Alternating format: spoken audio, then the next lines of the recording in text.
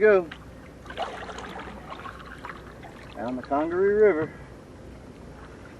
I love you. I love you too.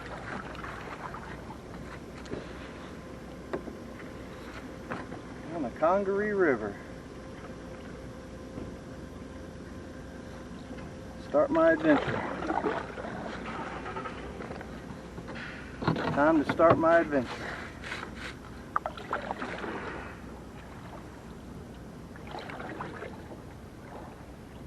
Train down there.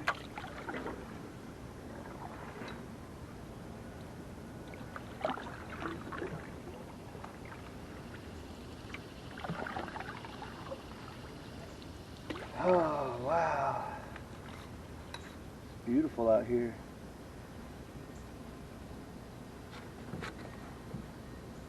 Making good time already, even at a slow pace. My GPS, my phone, if I need it. I don't know if I'll have service or not. My ham radio.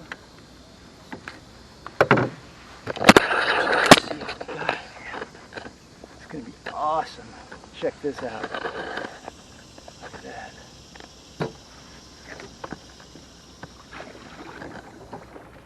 Check that out. Isn't that pretty? Might try to stay close to the shore or we'll get a little more shade. My goal is to do about 4 miles an hour.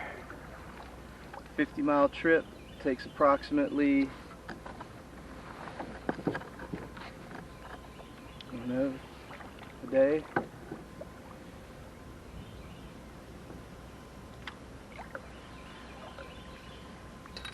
It's beautiful stuff, man. South Carolina, Congree River, 3 days, well, 2 days, 3 days, 2 nights. Get in the shade a little bit. Oh wow, is it like a little waterfall kind of a thing?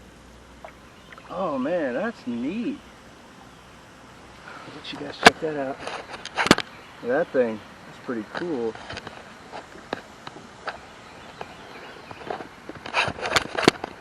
Yeah, we're making it happen, Captain. Yeah, like I said, I got my GPS. I'm on track. Got trip timer and everything else I need. So I'm going to try and stay to the shadows until the sun hits its highest point, and then we may try to take cover for lunch for a little while and go from there. Oh, what's this thing? Some plant debris. Yeah, good stuff. Water's really high. There's a buoy. There's a buoy over here that's kind of struggling a little bit, looks like. Make sure the camera's set up. This is going to be kind of my first vlog, so it's probably going to suck from a professional camera standpoint. I'm sure that I'll have plenty of critics, but you know what? That's okay. You're just talking to the camera, paddling a boat. Isn't that weird? Yeah, man, it's some beautiful stuff. South Carolina. We're in the middle of a coronavirus thing, man, and I'm not quite sure how I feel about that. There's a lot that we're doing, we could do better. We're not doing well enough.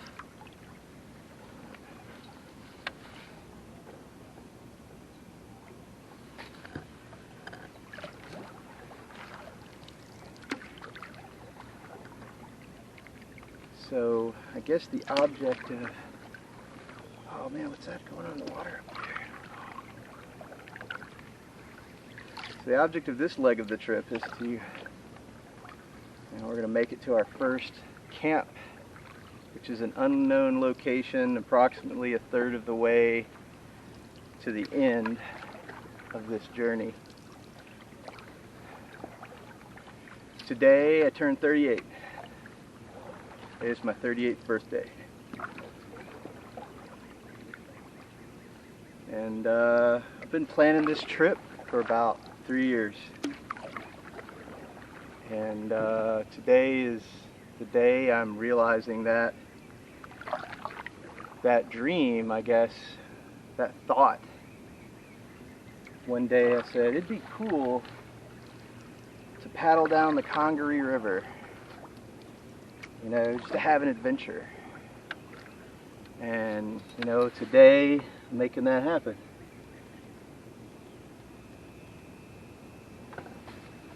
It's just kind of awesome. So,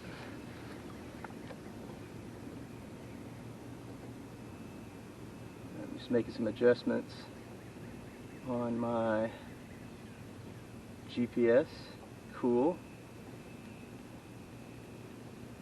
So it's going to kind of help me better understand where I am in relationship to the place that I said that I wanted to camp for the first day, which is approximately 1/3 of the journey. So we'll see.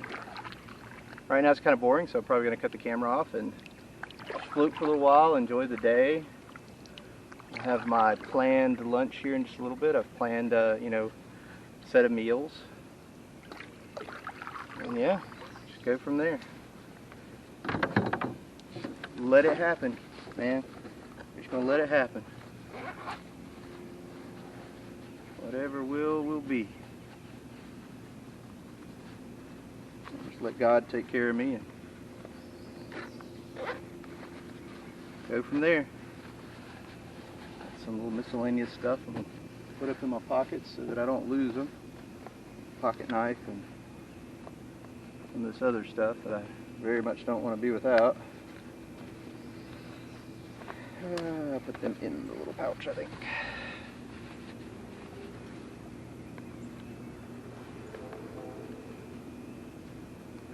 And I'll go from there, man. I think that's what we're gonna do.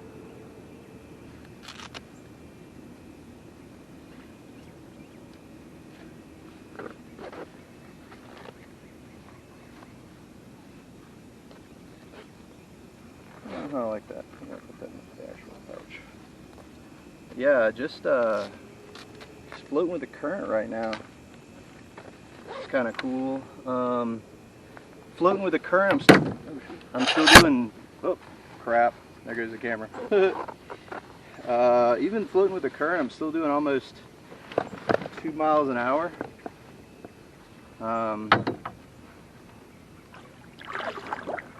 Which is cool.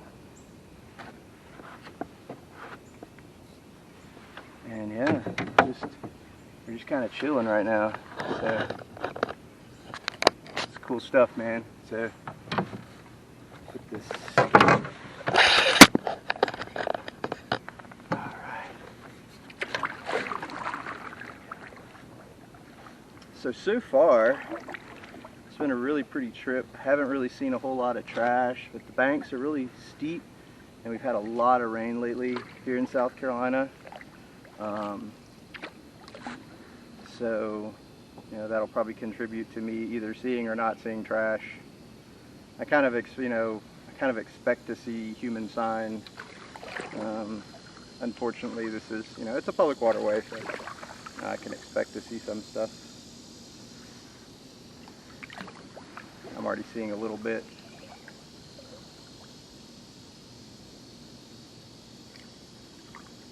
Yeah, it's just really pretty, super quiet. It's just beautiful out here right now. And again, I'm just kind of trying to stay to the shadows a little bit so that I don't overheat too bad. I've got to, let's see if I can go underneath this tree. That's really pretty. I've had this canoe for quite a while and taken it a few places.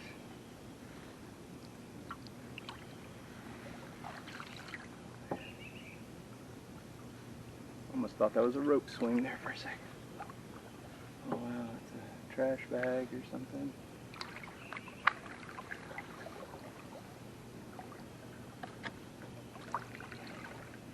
It's really pretty right now. I'm sure there's a little bit more breeze, but I'm getting a little breeze, so I'm not super hot. It's just really interesting right now, just paddling, enjoying the solidarity that I'm going to have for the next couple of days. So I'm going to cut the camera off and we'll go from there. Tell you what, let's talk about let's go ahead and talk about a couple of the things that I did to prepare for this trip. So before I even decided to do this, I wanted to make sure that it was feasible.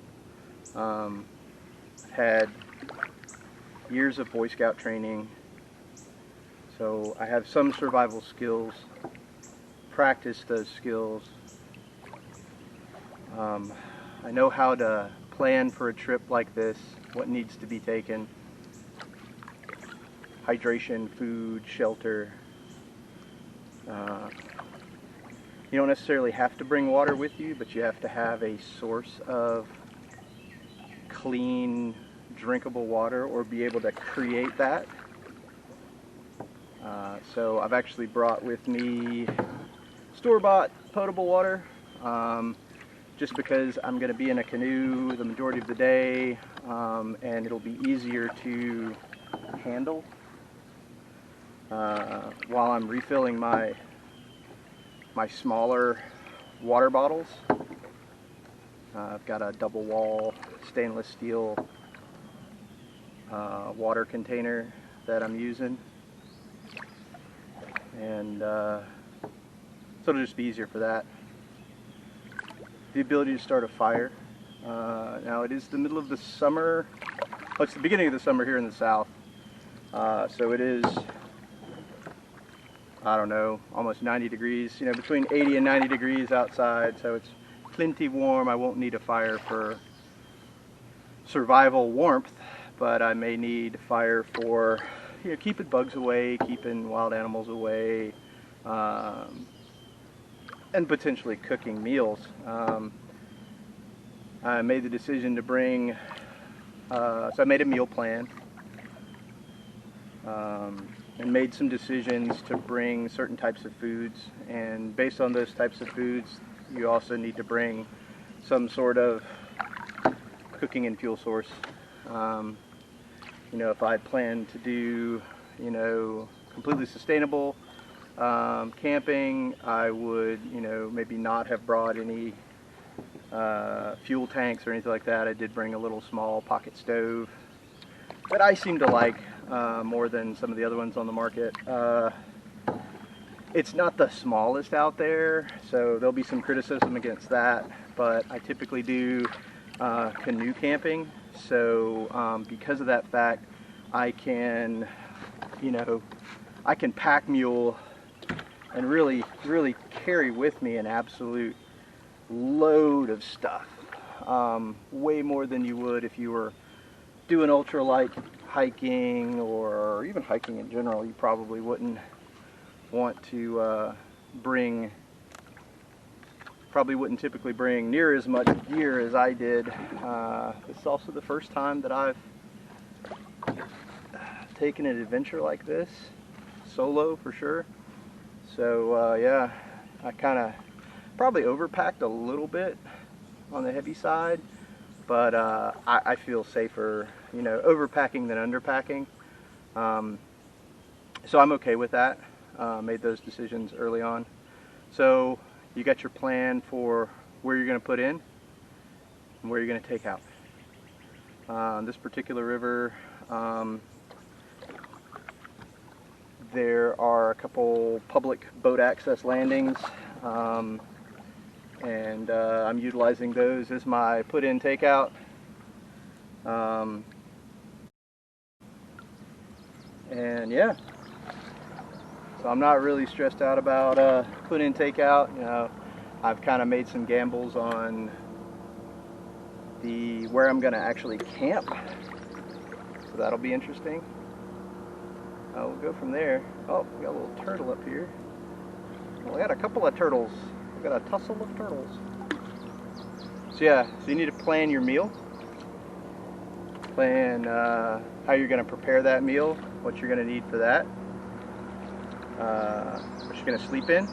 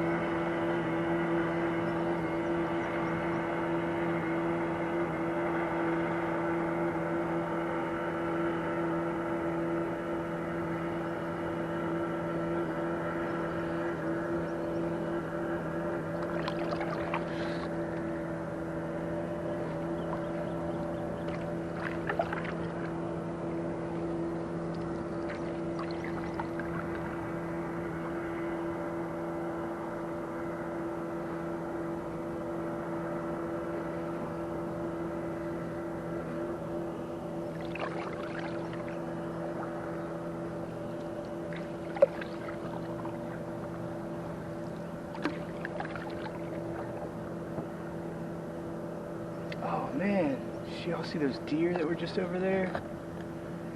Oh wow. Looking around and I missed it almost. Just saw the tail end of one. I don't know if they're still over there in the brush watching me.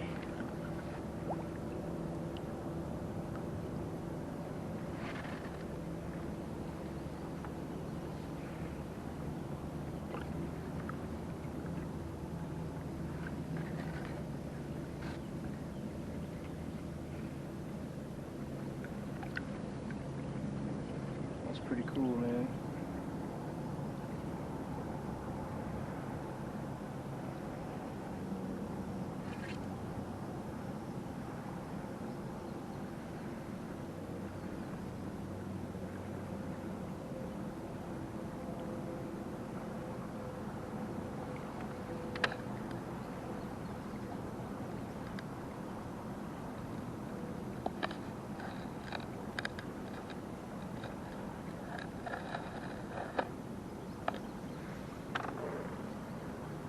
Pretty cool. This little part of the river here. About 11:30. Might stop and take a break here in just a little bit. Maybe on the back side of this sandbar. Well, it's not really a sandbar. It's more like a sandy shore. Just saw some deer. That was pretty cool. They were down getting a drink, I guess. And saw me coming and they booked it.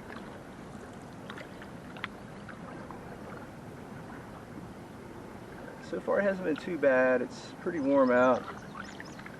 I don't know the exact temperature. We're probably looking in the 80s. A little thermometer here. Yeah, we're probably 80 plus, between 80 and 90. Definitely not cool. So I'd kind of like to find a shady spot, maybe get out of the boat for a minute, just kind of take a break. Haven't really been on the trip very long, but I still got about 9 miles to go before I hit my first estimated stop. So might need to take a little break and recharge for a minute and then double down. Still making pretty good time though. I'd say I'm probably already, oh, there's the bottom, really shallow here. I don't know, probably gone a mile or two already, and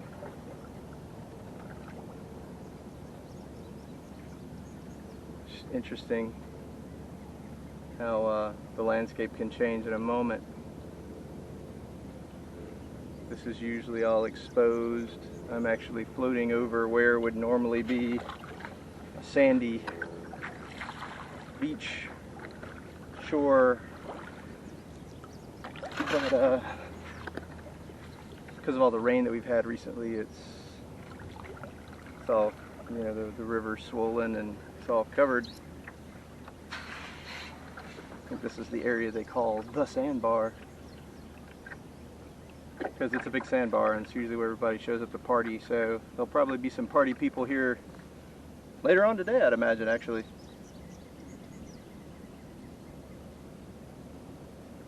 But I think I will probably press on and see if I can make it to the next corner. This is kind of a big curve in the river, and then there'll be a curve back, and the curve back should have another sandy kind of shore based on what my map tells me. So I kind of think I'm just going to press on, you know, for the next, you know, 20-30 minutes or so. Just kind of go hard and see if I can get to the next spot, and then and I'll stop for lunch, I think. But I can't even really paddle good right here. I can't really get down in it. So I could literally, it's that deep, 2 feet deep. And I really want to be full paddle depth in so that I can really dig in. So far, man, it's just been a really pretty trip. It's been peaceful. I've only seen a couple people. Which is kind of what I was looking for. We get so wrapped up in our technology, and yeah, it makes our life easier, but does it make us better? Just because things are easier, does that mean things are better?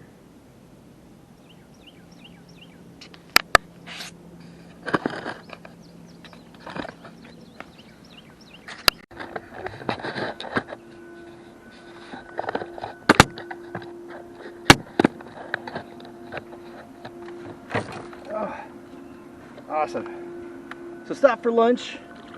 Nice little sandbar. A nice lunch. It's been cool. I got a breeze kind of coming across me. It's just been real nice so far on this trip. Making pretty good time. Going down current.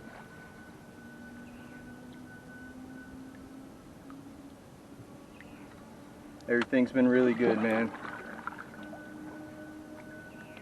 So when you're planning for a trip like this, food, water, shelter, and then all of the things that go along with that, right? So what are you going to eat?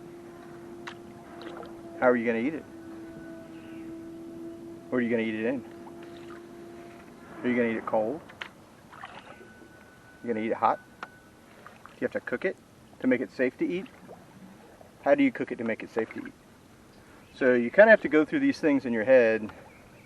You almost go through the motions of the trip itself. What am I going to do on day one? What am I going to do when it gets hot? What am I going to do when it gets cold? What am I going to do if it gets wet? So you go through these things in your head, and it helps you plan your trip out. And you kind of plan your trip around the things not only that you need, maybe the activities that you want to do. So, you know, obviously I'm in a canoe, so I needed to, you know, plan around that, you know. I had to plan around what happens if I don't, or I'm not able to find dry land. Now I've kind of scouted this river using the technology that's available. So, you know, Google Maps, Google Earth. I've gotten some aerial photos. Now it has been raining a lot, so all the water levels are really high, but you know, I've still been able to find, you know, a place that I could get to dry land even if the bank's a little steep, and there's been lots of sandbars and stuff, so I'm not super concerned at this point. I do hammock camp. I found that is easier for me. I actually like it better, even in the winter time. I like doing that better than tent camping. I don't know, call it personal preference. You know, some people prefer tent camping over hammock camping. I've done both. When I was active in Scouts, I've done plenty of tent camping in all kinds of different weather conditions, and I've just found that hammock camping is my preference. Even in inclement weather, I found that hammock camping is just the way I like to do things. I'm sure that there are plenty of people that would disagree with me, and there are plenty of arguments on both sides of the street, so to speak, on which one's better and why. And that's fine. You know, everybody's entitled to their opinion. And I won't get into any political discussions. But yeah, everybody's entitled to their opinion. I just seem to prefer hammock camping. Maybe it's because it's harder. I don't know. I think it's easier. But anyway, just stopped for lunch. You know, I made provisions so that I could actually have lunch all 3 days on the water if I had to. Today, I was lucky in the first part of this trip. You know, I was able to find a nice little kind of sandy beach, and was able to stop and actually have lunch kind of in the water, sort of. I had my feet in the water, just up against the bank, which was refreshing. It's been pretty hot. I was getting a little concerned earlier about how hot it actually was.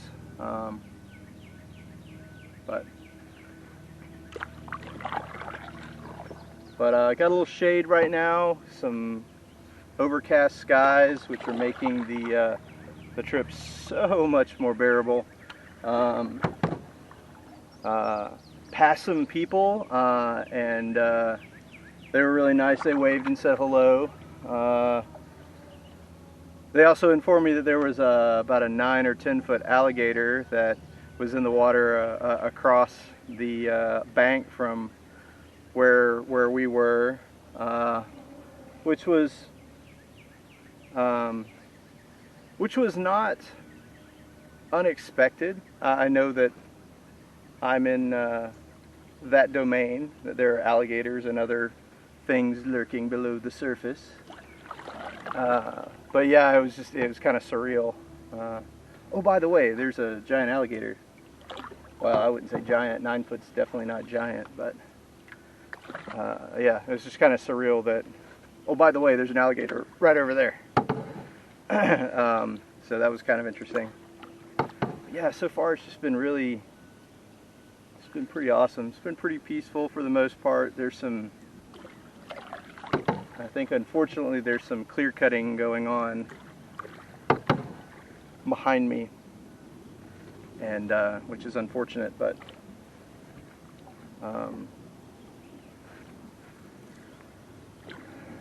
it is what it is. You know, I can't stop people from clear cutting, and you know, as consumers, we should know where our consumables come from. Where does the wood come from? It comes from the trees. Where do the trees come from? You know? So just things to think about. This is a time of reflection. Maybe retrospection? I don't know. Oh, there's a big fish right over there. I think I'm gonna throw the line in. Let's see. That would be awesome if I could catch something while I'm recording. That would be freaking sweet. I mean, that would be like stupid sweet. Let's see if we can.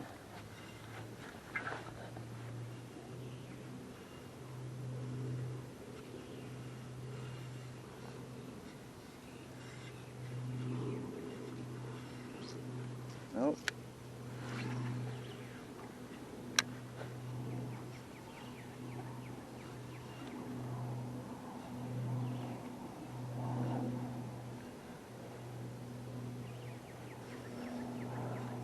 If I knew this was a hot spot, I'd put the chest rig on. And then I could be like the other cool guys on YouTube and do like the cool fishing channel. That would be awesome. Do like a super cool fishing channel. I don't know what I want to do with this thing, man.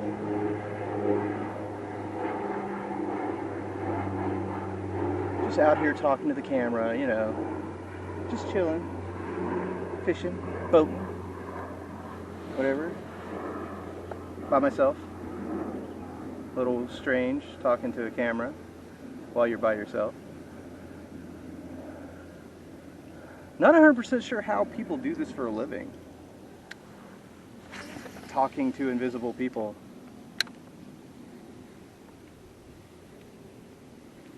People that exist into the future. Which is, you know, what I'm doing. I'm talking to people that don't exist right now. You exist in my future. Does that make me a time traveler? Does that make you a time traveler? I don't think so. I just think it's videography, and that's what videography is. It's not happening right now.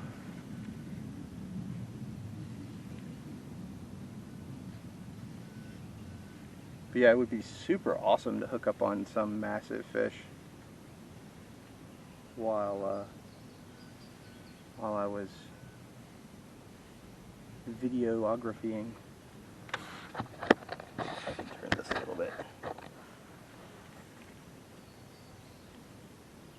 This would look so much cooler with the first-person chest rig, you know? It'd be super cool, like the other YouTubers. Oops, I fucked that one up. That's okay.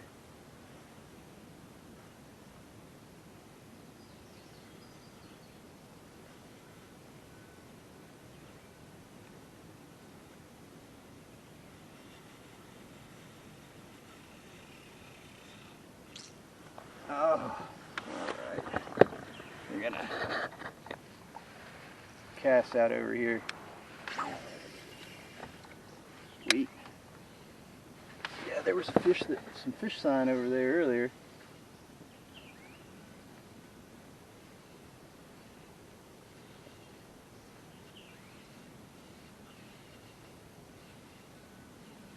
Just kind of floating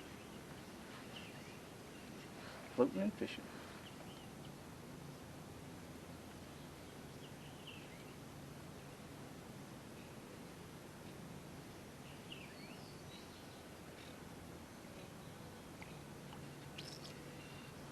Floating and fishing.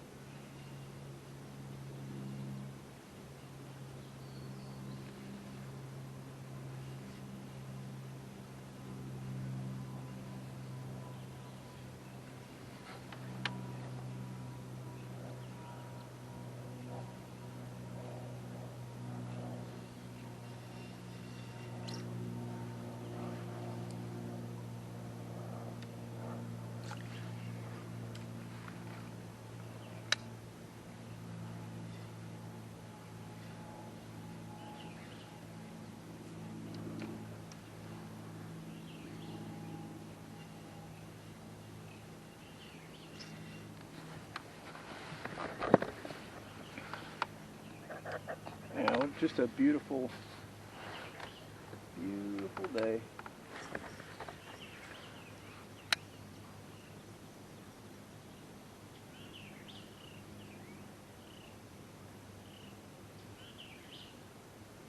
It's a beautiful day in the neighborhood. Y'all know that sing. You want me to catch some fish? That would be the shit. Oh wait, I guess you're not supposed to curse on YouTube anymore. It hurts people's feelings. Of course, my kids watch a lot of YouTube, so maybe I should take my own advice and not be one of the channels that has cursing in it.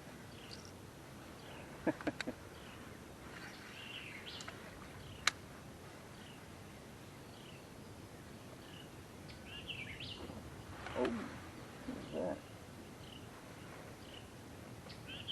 There's some big fish around here. I mean, I'm in a massive river, so, but it's what are the massive fish to make them get massive?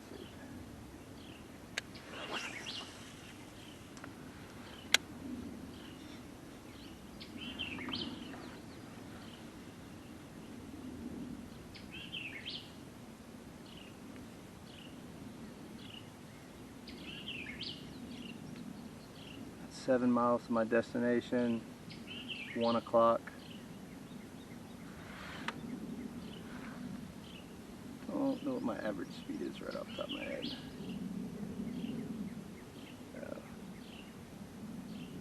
Probably need to put the fishing rod away and kind of paddle my little boat a little bit more.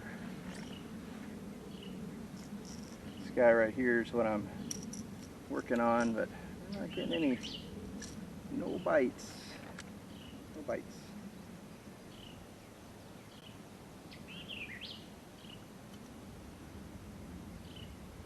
No bites just yet. It's okay. It's okay. It's okay. Found a cool rope swing, but I'm not quite brave enough to swing on it. But there's a nice little waterfall up here, kind of a thing. So I figured I'd take a shot of that. Get in close.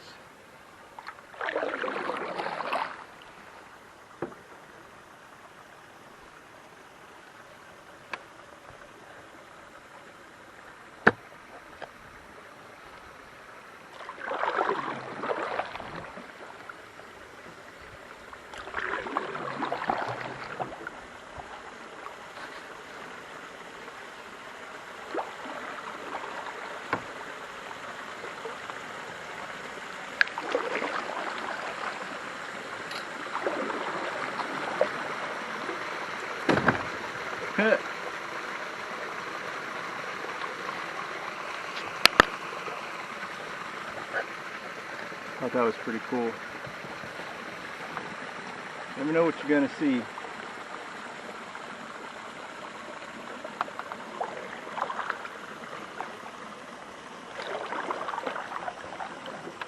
Gotta get back on track.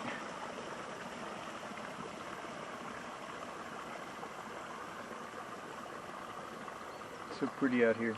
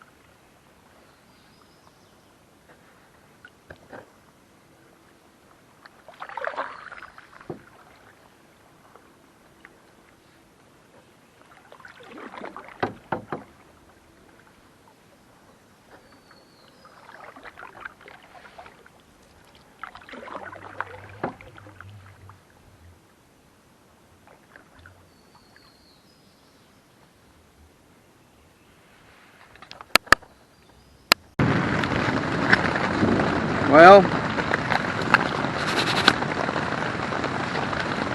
let's see. Clean this lens. Oh yeah. Well, it's thunderstorming, but I made camp. Gonna try and make something to eat under my little tarp. Get my hammock set up and see if I can get some sleep. Should have put sunscreen on my face. I really should have put sunscreen on my face. I miss my wife and I miss my kids. The thunderstorm has me a little worried, a little nervous. But hopefully it'll pass quickly and my boat won't be completely filled with water. That'll be fun tomorrow. Trying to get most of the water out of the boat because I'm not on a flat shore, but it is what it is. It's an adventure. This is part of the process, I guess.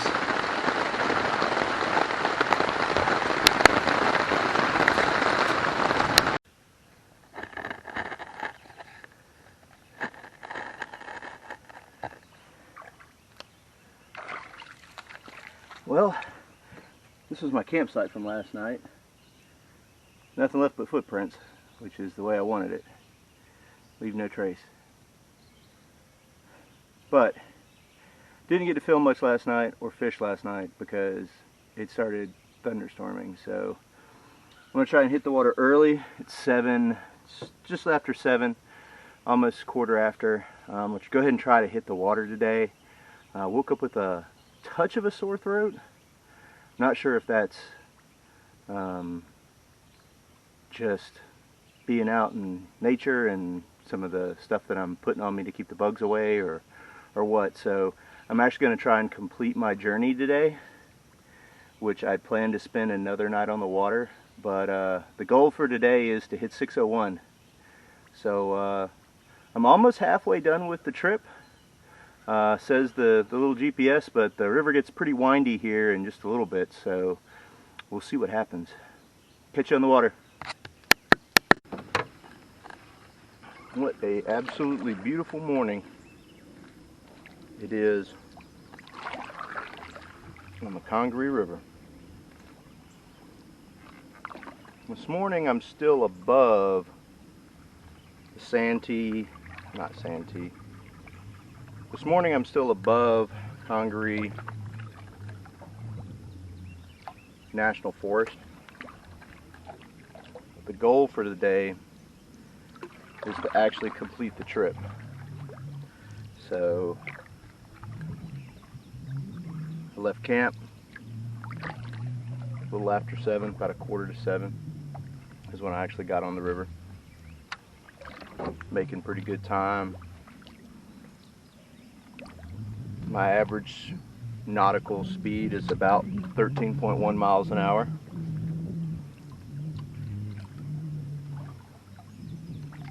And if I could draw a straight line, I'd be there by 1 o'clock. Says my GPS, but it's definitely not a straight line from here on out. It's pretty windy, so I'm gonna kind of hope the river speed picks up a little bit, which will mean I have to do less work and I can conserve my energy. And if not, that's okay too. But yeah, good morning.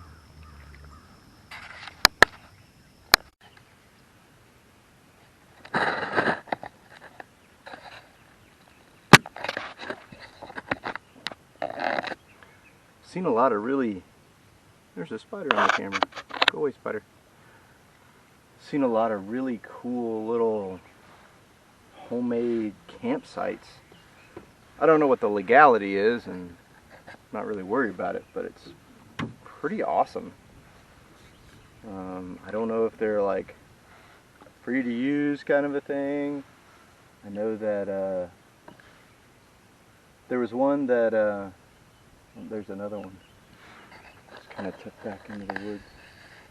Little trailer. I don't even know how that would get there. That's definitely something that somebody hauled in. Oh, they've got their own little boat dock too. That one says no trespassing.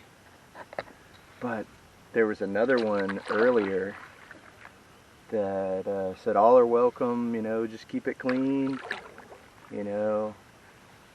It's just pretty awesome. The last one that I saw, and if I post this video online, maybe I'll put some of the pictures that I took. But I mean, it was like, you know, almost a pole barn structure, tin roof. I mean, it looked relatively new.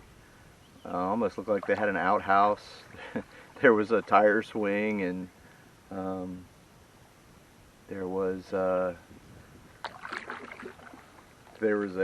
reclining chair, like a lazy boy chair kind of a thing.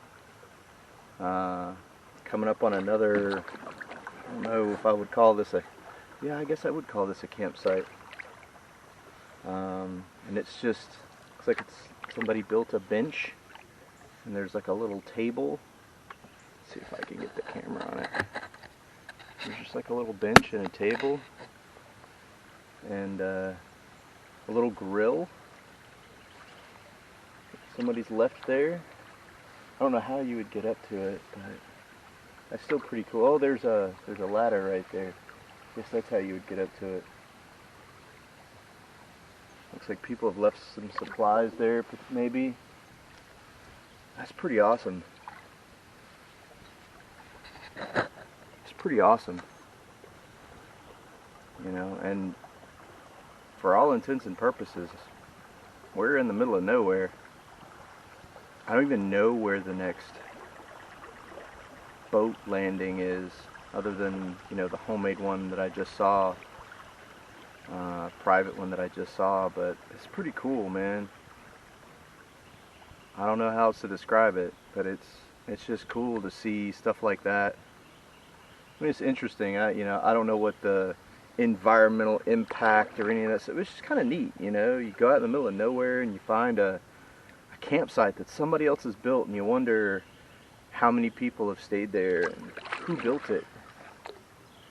You know, stuff like that. And it's just really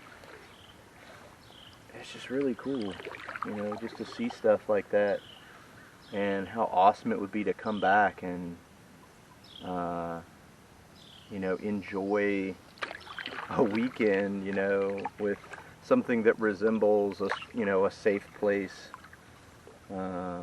Last night was definitely not one of those places. It was a little nerve-wracking. It took me a while to get to sleep, but you know, it turned out okay. I woke up way earlier than I kind of had set my alarm to, but it's still pretty cool. It worked out, you know. But yeah, it's just beautiful out here. Quiet.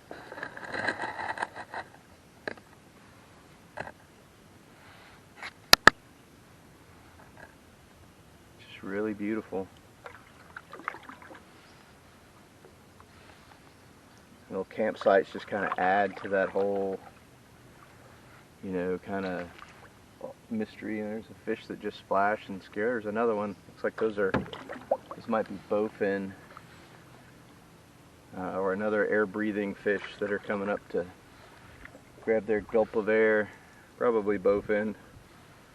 They are super fun to catch, but they have a mouthful of teeth. They are not fun to take off a line.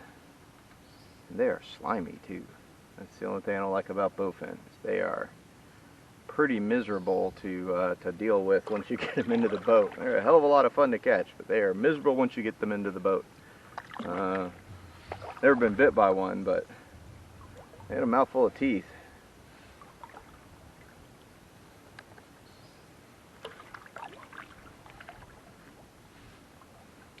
It's just beautiful.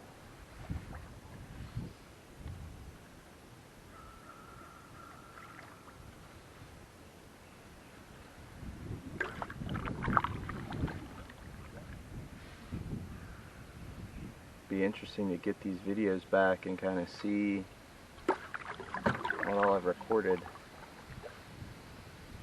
and my thoughts. Bit of a reflection in thought, reflection in life.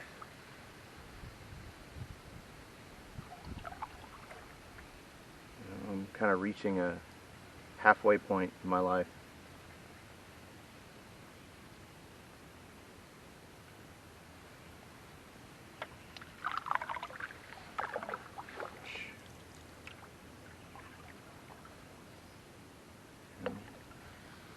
Kids are growing up.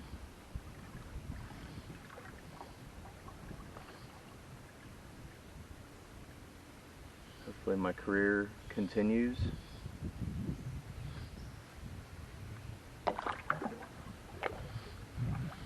And grows.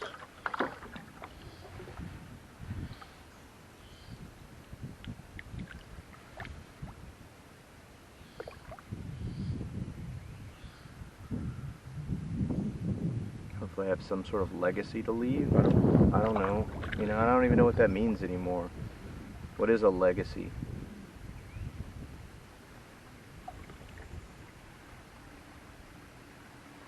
You know, I like to leave my kids something, or at least something to remember me by.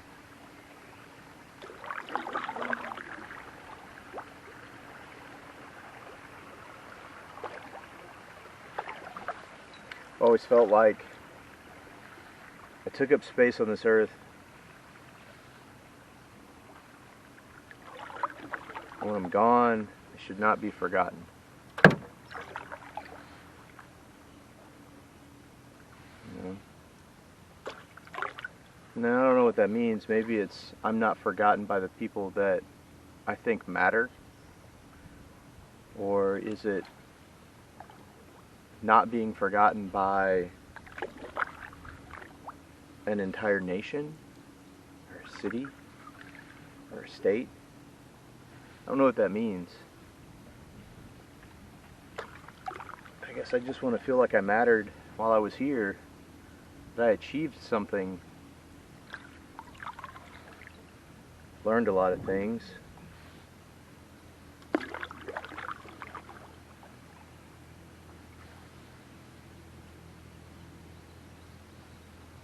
feel like I know what the difference between right and wrong is. Difference between hurting people and not hurting people, and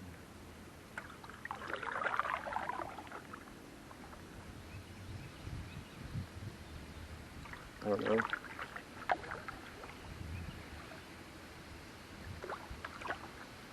I love my family and I love my friends.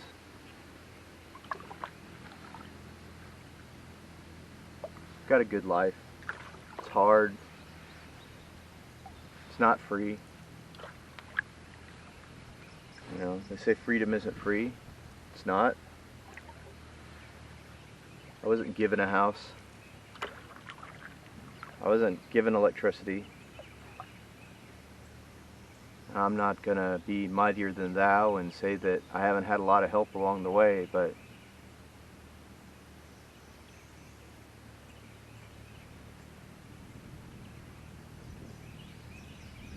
maybe that's what it's all about. Maybe it's about helping other people when you can.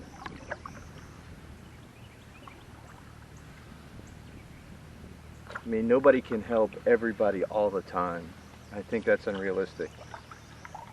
But if you have the ability to help another human being, you should.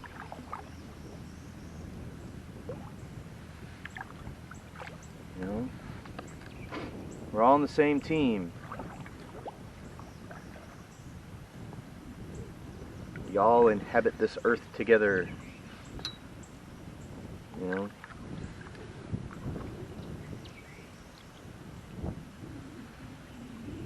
At the very least, we all inhabit this country together. Or state, or city.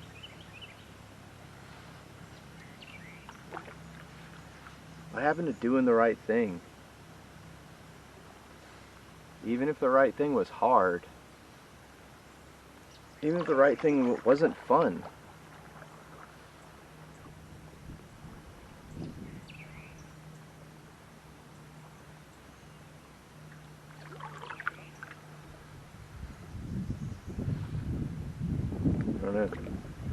I don't know what happened to all of that. When did that disappear?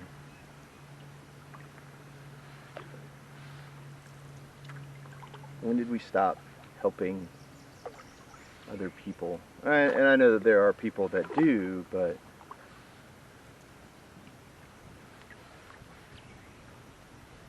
you know,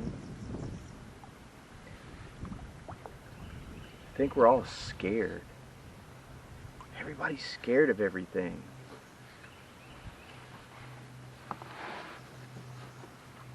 I know that thunderstorm last night wasn't scared of me. It wasn't worried about hurting my feelings. It wasn't worried about getting me wet.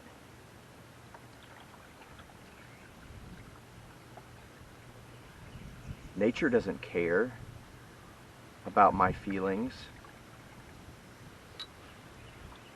The fish don't care about my feelings.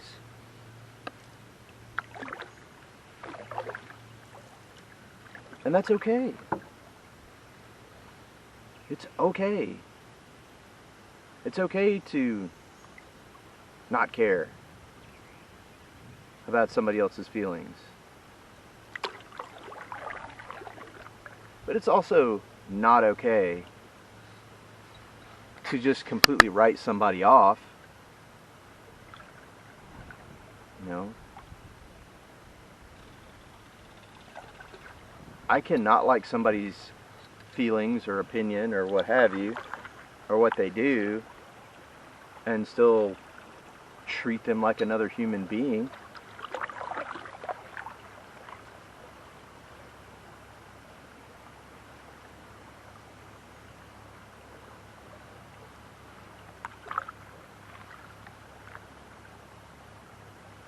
The world has become hypersensitive, yet we have this virus that's going around right now, and you know, every business is required to put out signs and encourage social distancing, yet nobody seems to do it. Like, people don't seem to care that, hey, there's a really serious illness that's going around, and I should have respect for my fellow human being and, you know, try and stay 6 feet away from them. And I'm not going to try and be political or be mightier than thou or anything like that. You know, I can't say that I'm perfect. I mean, no one's perfect. Nothing's perfect. I don't fault people for not social distancing. What I fault is people who don't even make the effort.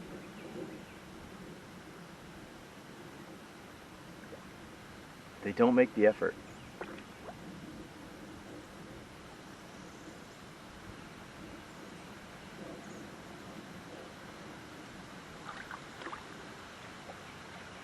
When did we stop just trying? You know, nobody's asking anybody to be perfect. All we're asking is for people to try. And that seems like the hardest thing to get anybody to do anymore, is just try. Hey, if you screw up, it's okay. But you tried. You left it all out there. You know? My dad told me not to do things. My dad told me not to do things halfway. In the South, we have a bit more colorful way to say that, but I mean, it's the truth.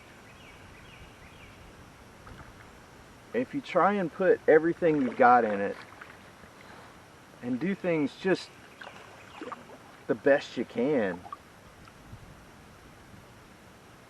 if you screw up, you know what? You can say, I did my best, and it wasn't good enough. And then that's okay. But you know that you did your best.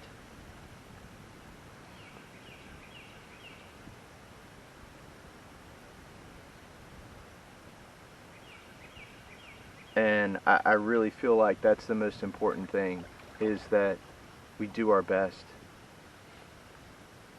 And we try our hardest.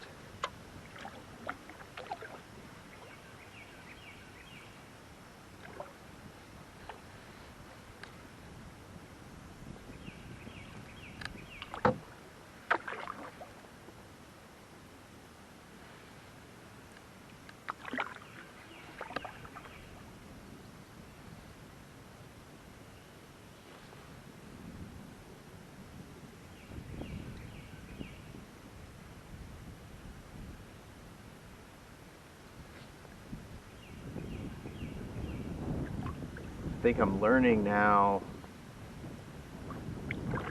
that, you know, when I turned 18 and I moved out of my parents' house, immediately I wanted to have, you know, a nice vehicle and a house and all of this other stuff. Have whatever I wanted, you know, to be able to do the things that I wanted when I wanted to do them. And I'm beginning to realize how hard my parents worked to earn all of the things that I wanted. And I just wanted them immediately.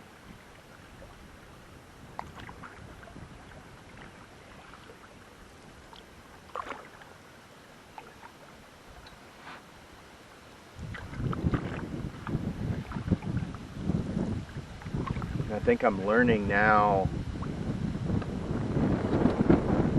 what it takes.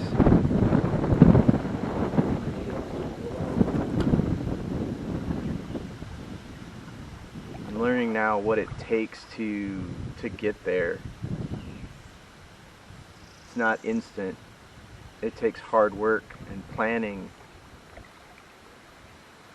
and trying and doing and giving it your all.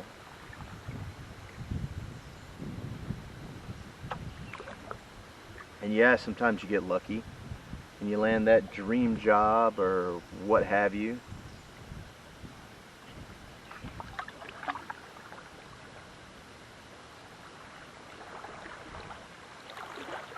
But more times than not, you work hard, you do your best,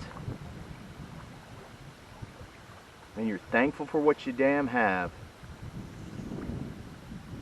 And you're thankful for what you have.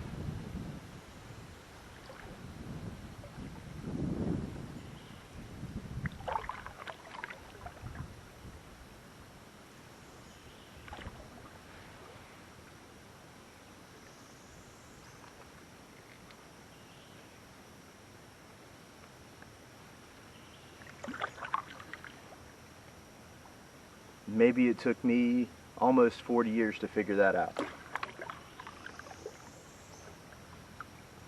And you know what? That's okay. Maybe that's what this trip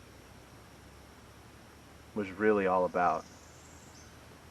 It was me doing something scary.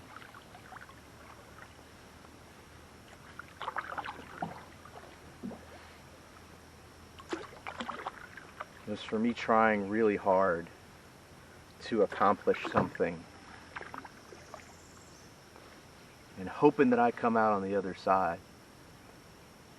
Because you know what? Nature doesn't care if it hurts my feelings. Nature's not going to care if I fall in the river dead.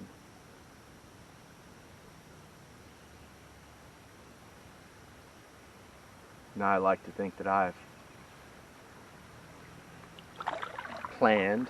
I can't say that I trained for this per se. I have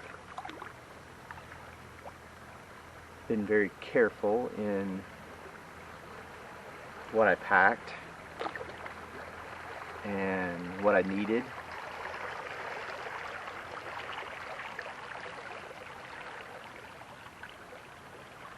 And in all honesty, I've been thinking about this trip for 3 years. 3 years. I've been considering doing this. And for 3 years,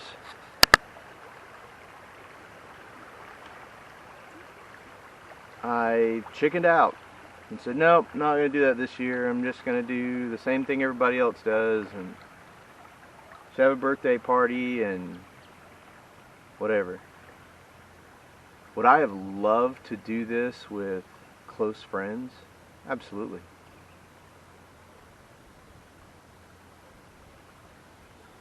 Would I have enjoyed doing this with complete strangers? Sure. You know, within reason.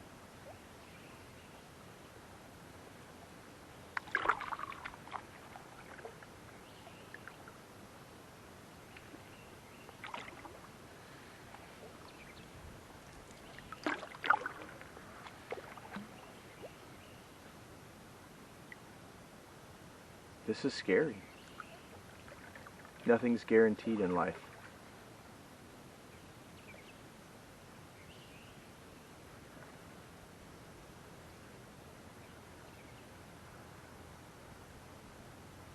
We have to rely on ourselves.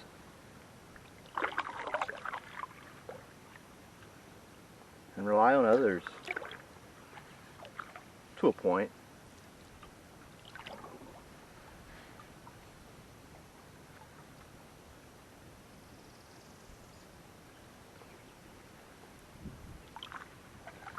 But I think relying on ourselves is more important than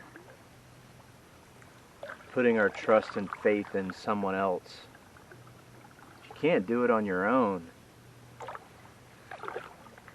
and you have to rely on help, you're not doing it on your own. You're relying on a safety net.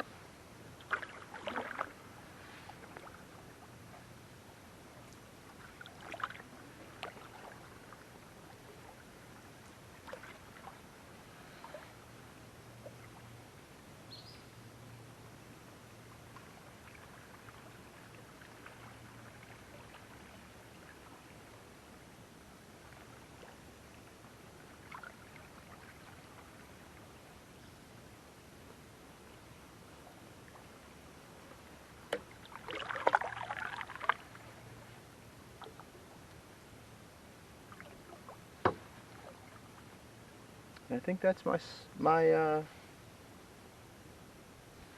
little bit of self-reflection. Now, it's all about getting to my LZ. Getting to my objective. Getting to my extraction point. Whatever you want to call it. Getting the place I get the hell out of here.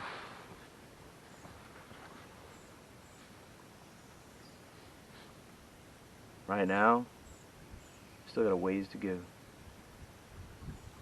I'm coming up on maybe a mile or two away from what I had proposed to be camp for day 2. 5 p.m. yesterday, I made a decision to skip the day 1 campsite that I had originally planned on. May have been a mistake, maybe not. Kind of got caught in a thunderstorm a little bit. I was able to, get my tarp up and get my stuff kind of together, without getting soaked. So, all in all, it worked out.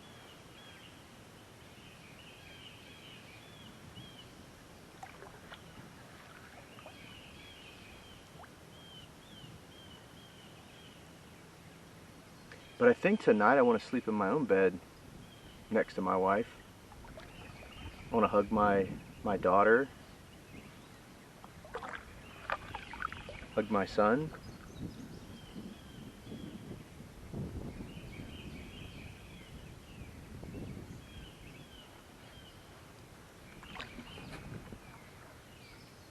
And really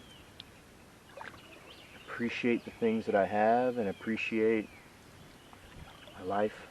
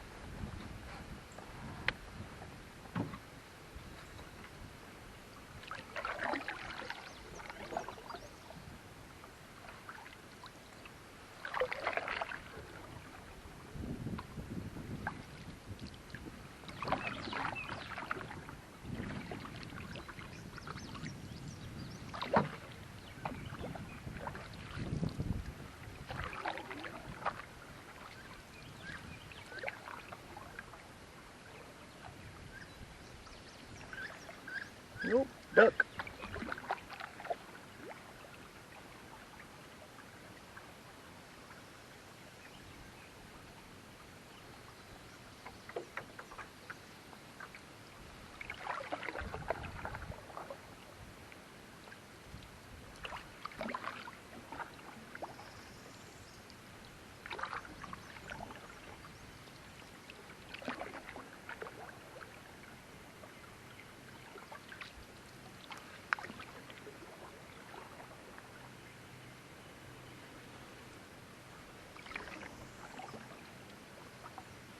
Kind of glad I didn't decide to try and camp through here. This is all very steep banks and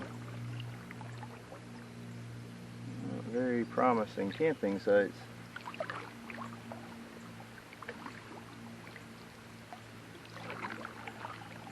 Still see trash. Unfortunately, I can't pick up all the trash that I see. It still looks like it all comes from somewhere.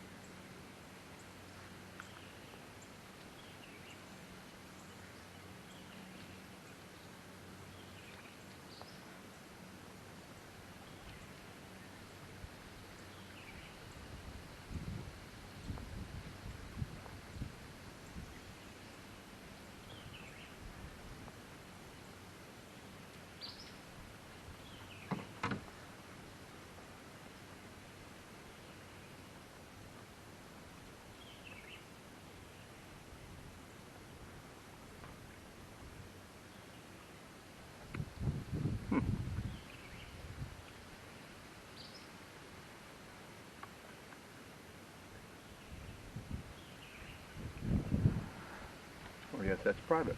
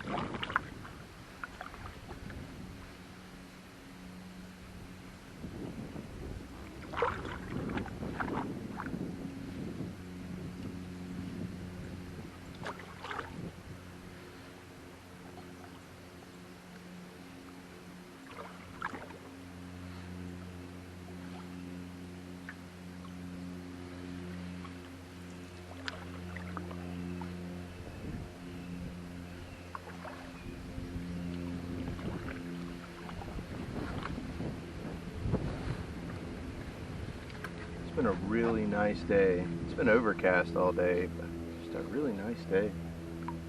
It's not hot, it's not cold.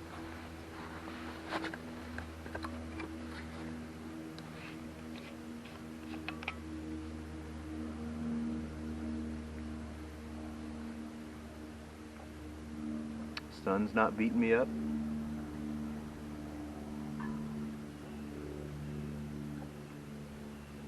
At least not yet anyway.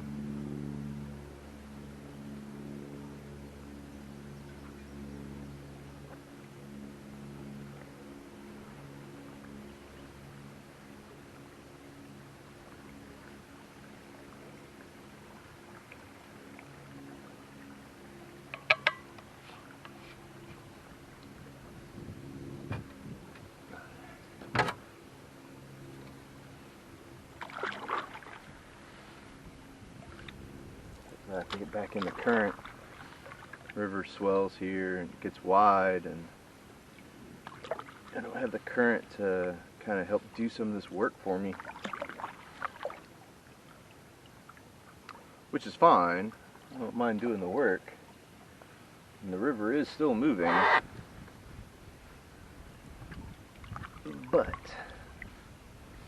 if I can work smarter, not harder, that'd be good too. I'm very okay with that. Very okay with smarter, not harder. Ooh, delicious. I think I'm just gonna run this memory card or battery out. Whichever one keels over first. We'll call this the B-roll. Plus self-reflection. And that's okay too. Decided to do everything in 1080p instead of 4K, so I can save some memory card storage space and some battery life, but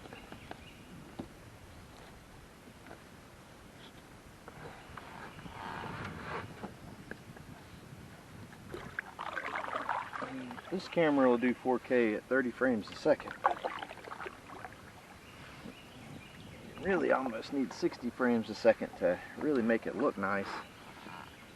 So we're at 1080p, and that's okay.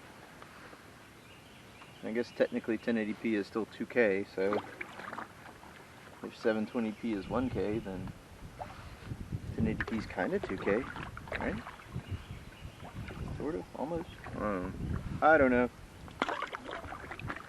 The audio is probably gonna suck. Which is fine. Don't care. Except the video's okay. It'd be a kind of a downer if the video didn't look at least halfway decent.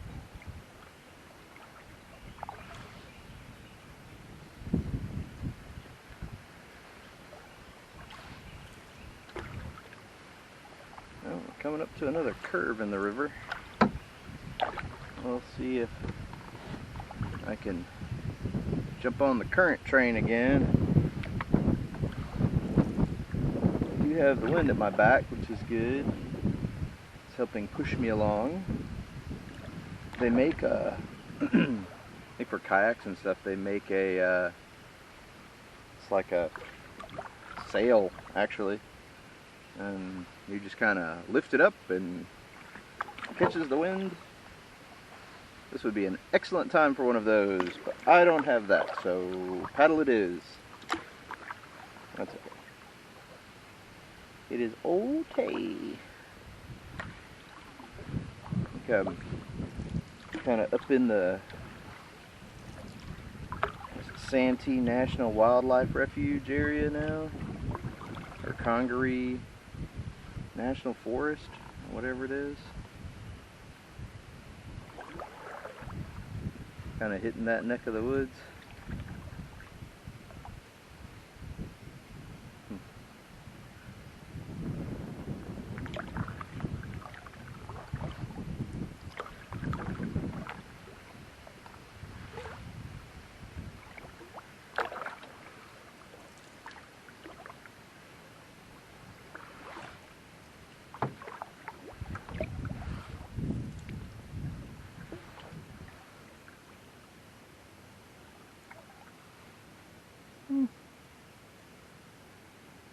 It's kind of interesting how flat some of this land is.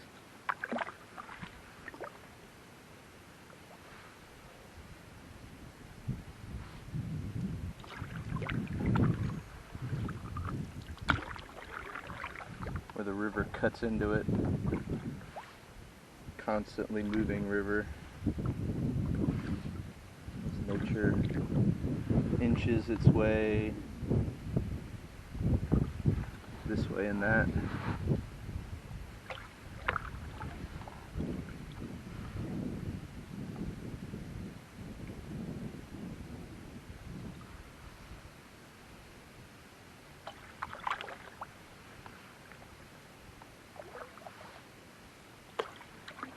My brother really likes to write. I was thinking, I was told by someone I work with that they had read a book about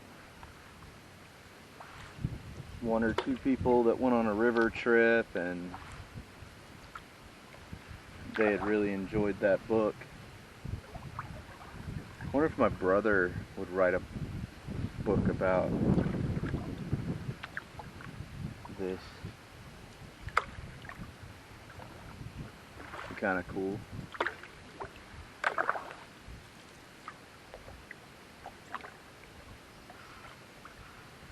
I wonder if he'll become a writer and write books for a living.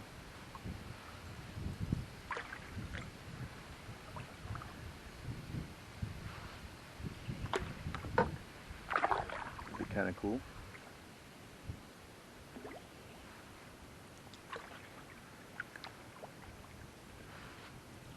My other brother is a welder.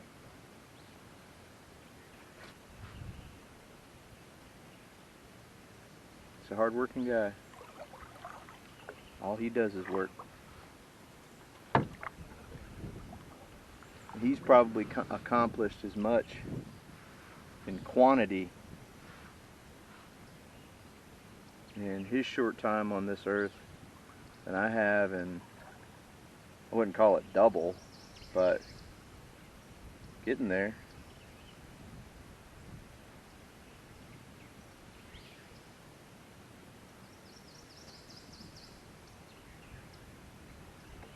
I don't know if my brothers really know how much they mean to me now that I've gotten older. I think my parents tried to teach me about family and how important family was. I think family's family's usually a capital letter word here in the South.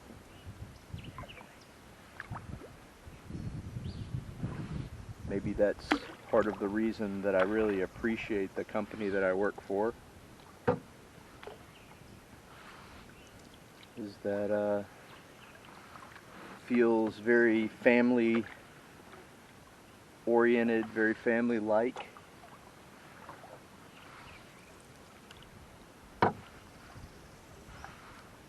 One of the vice presidents of the company called me yesterday and wished me a happy birthday. And that really meant a lot to me. Not so much from who it came from, but just that, you know, that our company recognizes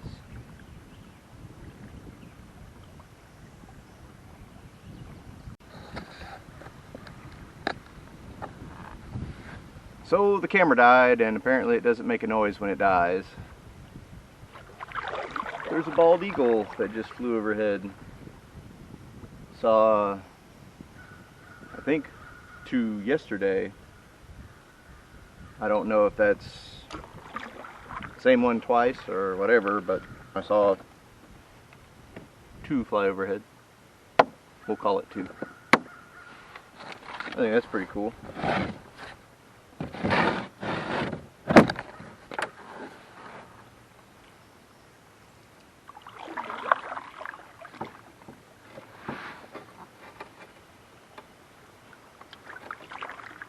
Trying to cheat a little bit and get in this current. I hit a stick earlier, but it was just a glancing kind of thing, so it wasn't a big deal.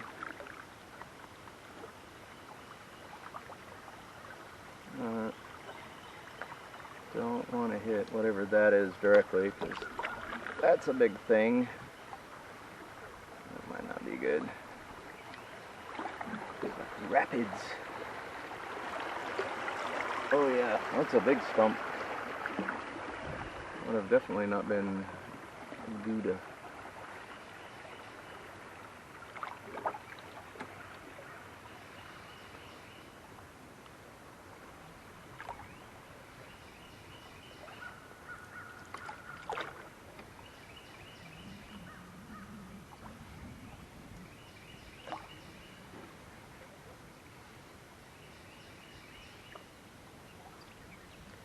Went up to kind of a tight bend in the river.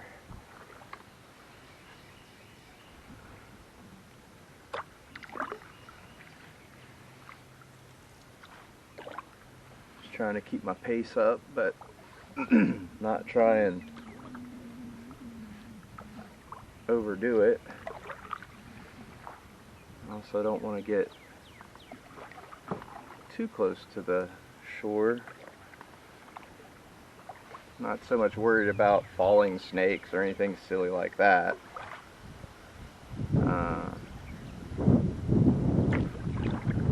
But there's a lot of debris.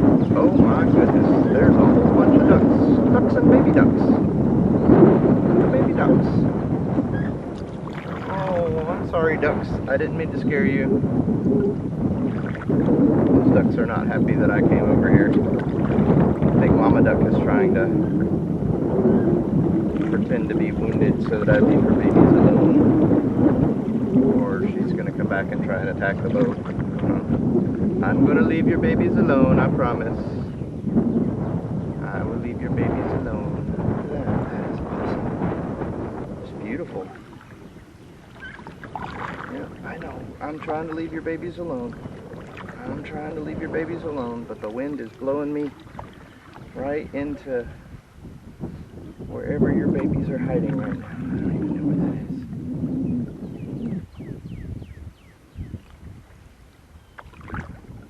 Oh, there's one over there. Wow. Just looks like a stick floating in the water.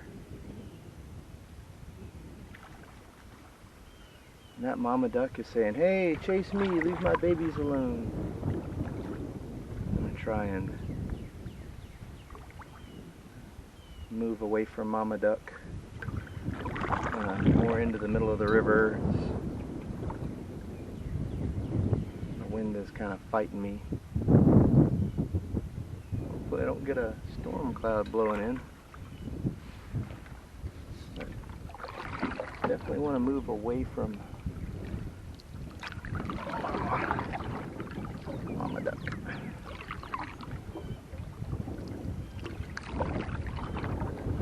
With the wind and the current not really cooperating, and me actually actively trying to leave wildlife alone. It's been one of the kind of tougher spots. Mama is still just,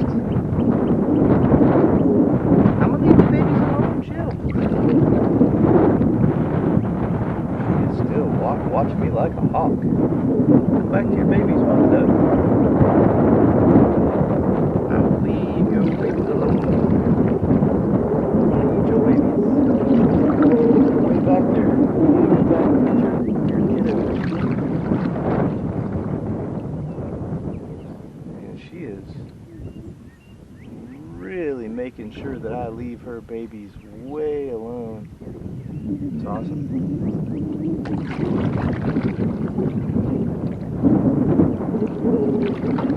She's finally turning around now. All this wind, I don't even know if you can hear what I'm saying, which is okay.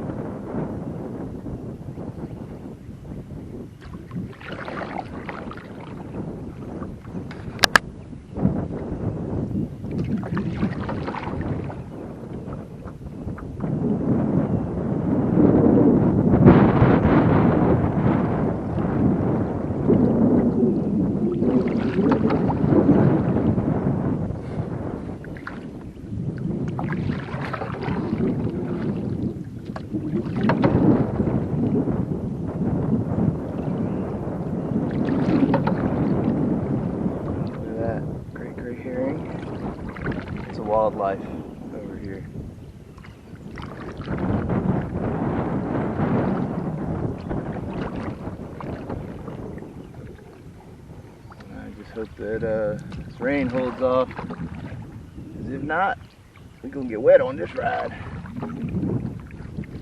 That's okay too. It starts threatening to rain, I'll put the waterproof case on my camera and we're just gonna keep on filming. Audio will really suck then. It'd be cool if these cameras started having back. That'd be good. Be glad to get over this little section right here and put the wind on my back again. Man, don't get me wrong, loving the breeze for the keeping me cool part, but man, it's really making it tough to paddle. Alright, check that out. Got a whole tree that fell. I don't know if you guys can see that or not. Got some signs on a tree over here.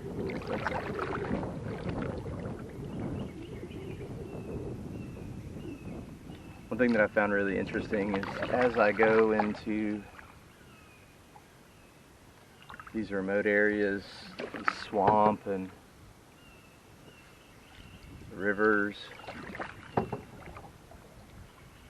people enjoy it so much that they kind of want to have a place there, which I can respect. I can respect that you just enjoy being in nature so much that you want to build a little piece, so to speak. As you can see with this almost vertical embankment, Mother Nature doesn't care about your campsite.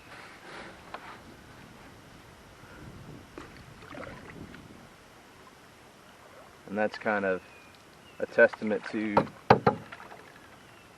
nature. Pretty cool.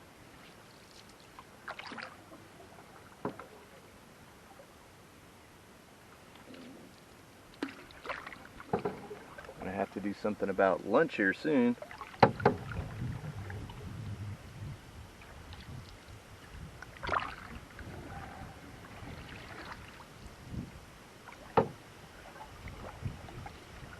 Well, maybe not lunch. It's only 10 o'clock. Fish made a sploosh. I don't want to throw the line. I'll throw my fishing line. Let's turn the camera thing this way. So I'm going to throw the fishing line this way.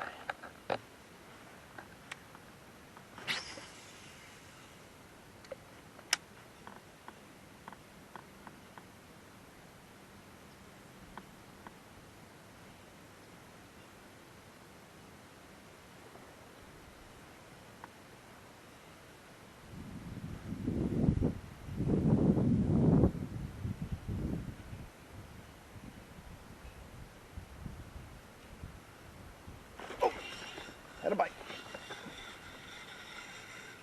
How about that? Haha, cool. Oop. Not exactly what I wanted to do, but that'll work.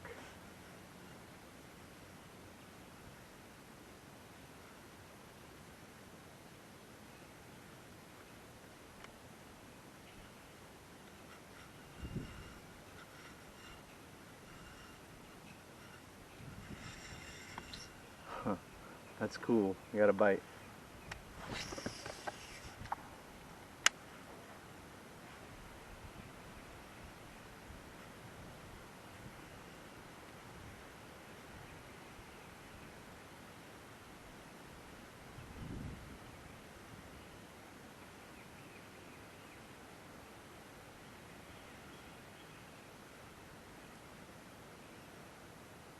This thing's got some treble hooks on it, so that was a bite, which it was. Probably something that I didn't really want to catch anyway. With a bony mouth. You sure do got a bony mouth.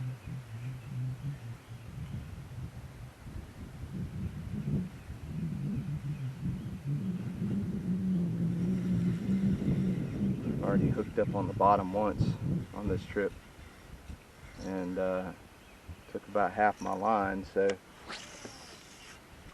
I don't want to get hooked up on anything because I had to cut my line. The line that I've got on here is a really heavy-duty braided line. I think it's 40-pound test, which is way overkill. It's just what I had when I put it on the reel. But man, it literally stopped me in the water. So it was, I don't know that I would call it scary, but I was like, oh crap, and had to very quickly get my knife out and cut the line, or risk, I don't know what I would risk. I don't know what I was going to risk, but it wouldn't have been good. Not gonna be good. Flipped around everything. Back to the old paddle. Paddle faster. I hear banjos.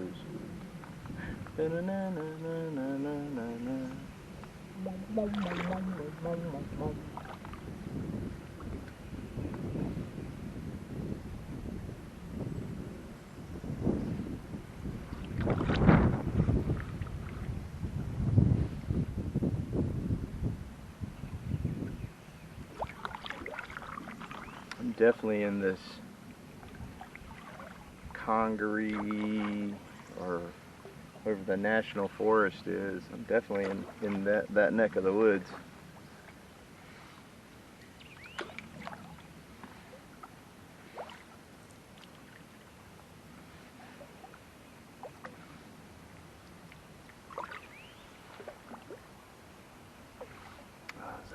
There's another eagle. I don't know if that's a bald eagle or not. Can't tell from here.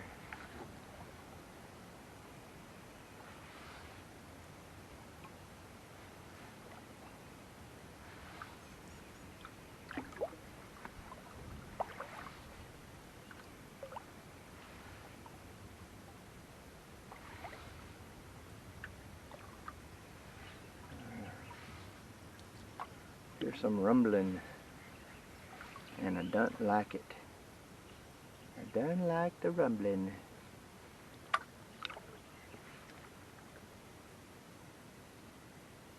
Really don't want to be caught in a thunderstorm out on the river, or a rainstorm for that matter. Not really. Doesn't have to be a thunderstorm. Like, I don't have to quantify. Well, a storm is okay, but a thunderstorm, no. No, just any storm, preferably not.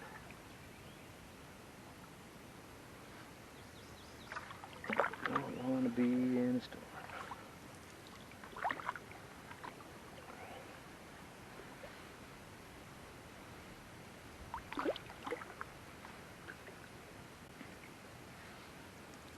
Coming up on another bend.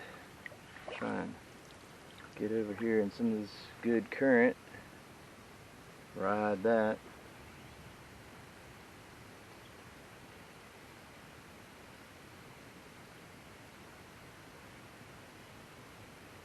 If I start hear it or feel it sprinkling, I'm gonna make a mad dash for the shore.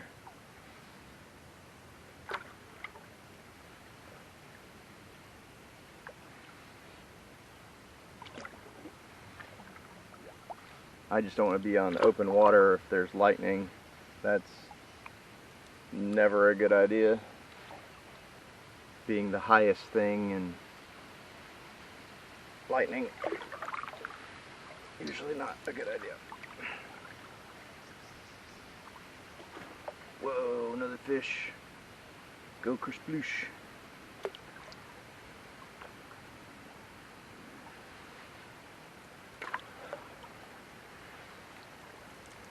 Definitely some large things underneath the water.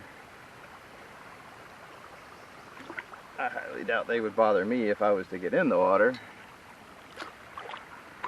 Personally, I've never heard of any anybody getting attacked in the river. You know, you hear some of these shows that I watch, sometimes they have, oh, in this remote village there was someone got attacked in the water. It's just, I think out here, because it's so remote and, you know, these creatures aren't used to people, I don't think that they would go anywhere near humans. And there could be all kinds of stuff out here. I mean, there could be alligator gar, and pretty sure that they're in this part of the country. I know there's needle-nosed gar. I know there's pike. I know there's bowfin. And, you know, largemouth bass and catfish and that sort of thing.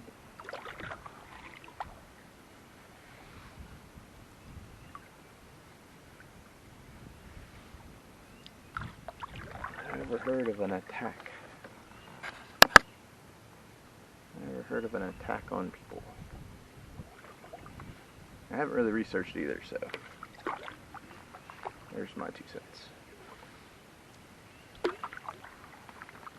But it's interesting to watch the water and see the current. I mean, you can see it. Totally see it.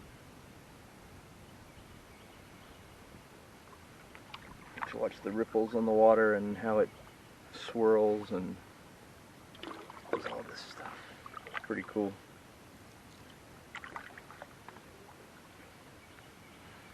So I'm getting ready to, the tip of this bend over here is actually where I'd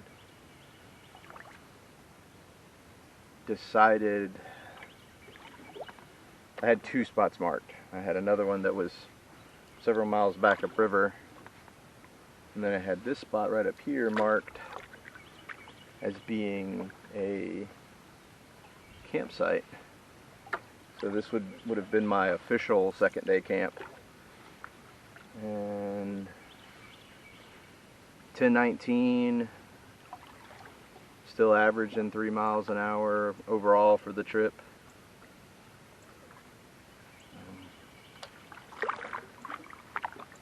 Doing okay.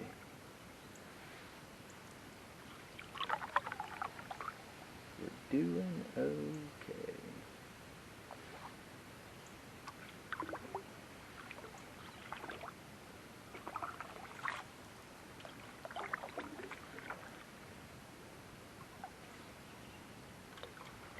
Another thing that's made this trip really interesting is I knew going into it that I would have probably really crappy cellular service, but I'm also a amateur radio operator, and I was like, oh well, you know, that'll be my plan B. You know, I got to my forced first day camp after I skipped the place that I had marked, and yeah, that didn't work. The only station that I could pick up was the national weather frequency. I didn't try any of the marine bands, but I tried all the radio repeaters that were, you know, kind of close to where I was. I couldn't get a hold of any of them, so just goes to show you that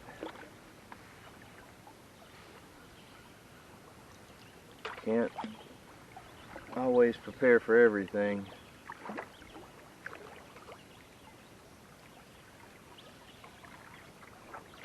And you can't, you know, that's part of life. You can't prepare for everything. You can't pretend like, oh, well, I'm completely prepared. Well, you can be prepared, but there's always those unforeseen circumstances.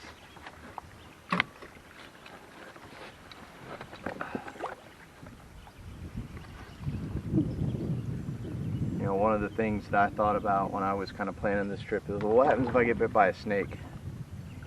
Or if I have some sort of, you know, really bad injury that happens and I don't have a tourniquet or anything like that with me. So maybe that's something that I'll add to my emergency first aid kit.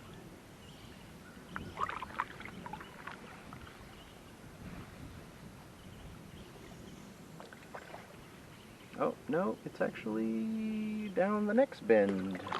That's day one camp. Of course, there are some potential spots right here. Alright, now I'm just get my paddle on.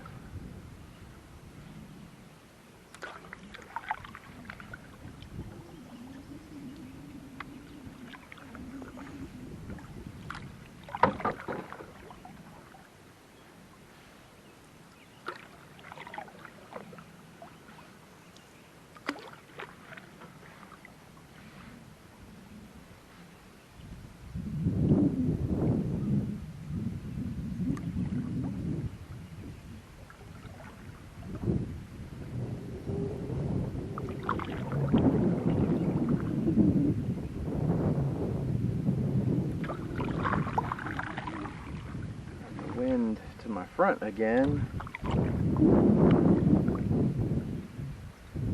which is great for the breeze, but makes paddling a little harder, and I'm sure it makes the audio super crappy. I do have a lapel mic for this thing, but I haven't used it. I'm not really worried about it. More concerned about the audio, video and stuff for myself, so maybe I'll put it online, maybe I won't. We shall see.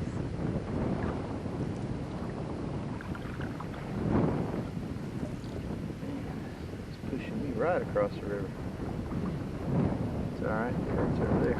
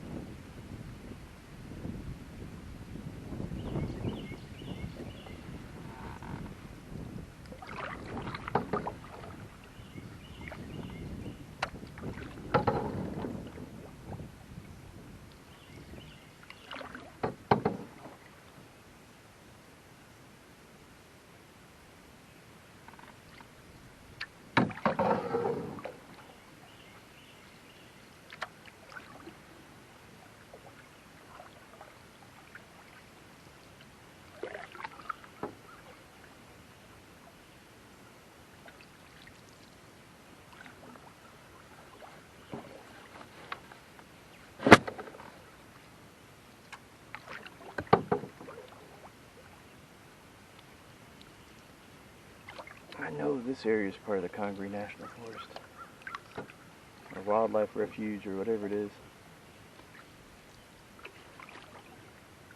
It's interesting, it doesn't look like it's marked. It's like you have to know.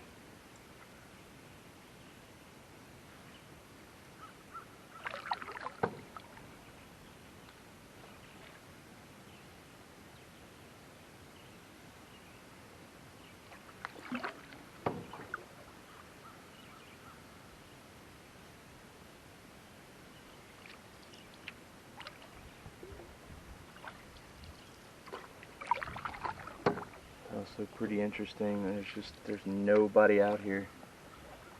Talk about social distancing. Like a boss. Yeah, you're also talking about wilderness.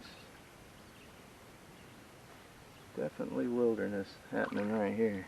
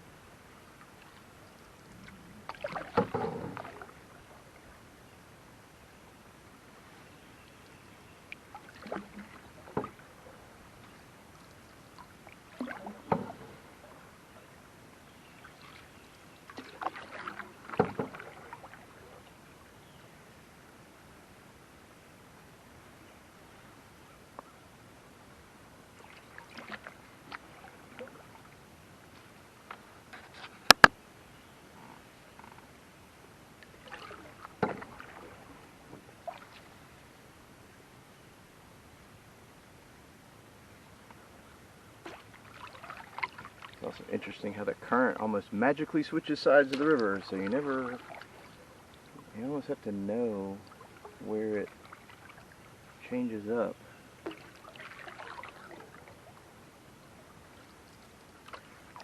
Or you end up in this no man's land in the middle, which still isn't bad. There's still water moving, stagnant. Definitely not stagnant water.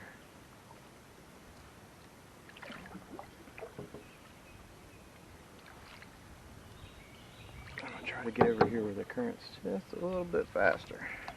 I know it's going to hook this curve, so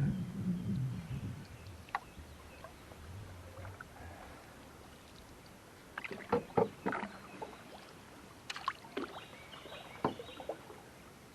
was worried that I was going to wake up today so sore that that today would be super miserable. Well, it hadn't been too bad. My neck's a little sore, but I don't know if that was because I slept in the hammock funny or what.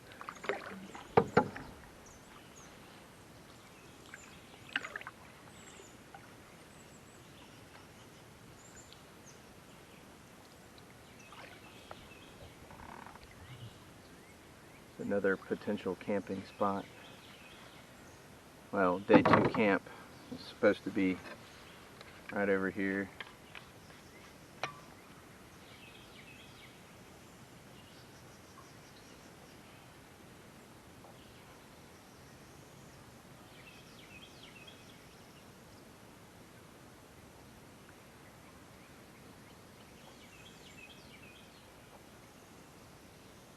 I make sure that I keep drinking lots of water.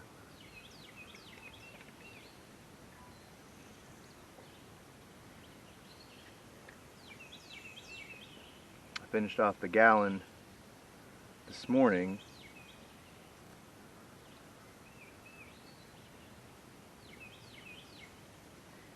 Probably could have finished that last night, but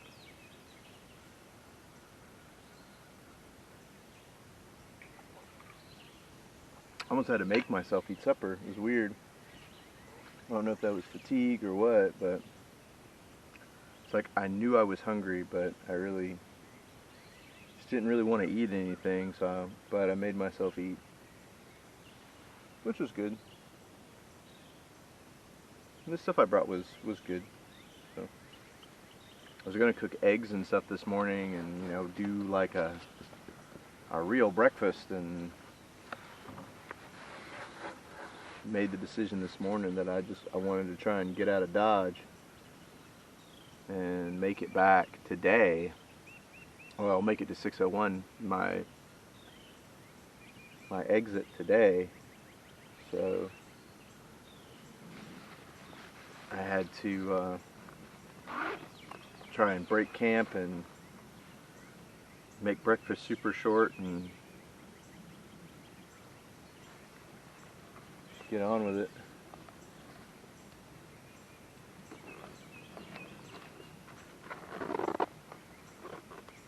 But that real green area over there is where I would have potentially made camp for day 2, but I'm gonna grab some. I brought some. I don't know how to call them, a candy bar. It's like a nature bar or whatever. It's got extra protein and stuff in it, so I'm gonna grab a couple of those and kind of eat as I go. I bought a bunch of trail mix that was gonna be my kind of, while I'm floating down the river, snack food kind of a thing, and I ended up leaving it in the boat last night, and of course, there was a whole bunch of water in the boat, and it ended up getting ruined, so that was kind of a waste, and not real happy about that, but I mean, it's okay. I have other things, and if I had to eat it, I'm sure that I could, but it kind of made me sad that it's waterlogged, because I do really enjoy trail mix, and it was a pretty tasty trail mix too. So I'll just have to get some more for next time. Let's see if I can take this camera out. There we go. What that looks like that. Not too bad. All right. Let's see if I can get to the granola bar. Oh, granola bars, that's what I was calling them. And that's trash. Oh yeah. Hear that? Right here. Down here. Come here. Come here, turkey. A couple left. Definitely not as cool as I would like it in that cooler, but that's the top one. It could be cooler down there. I don't know. Okay.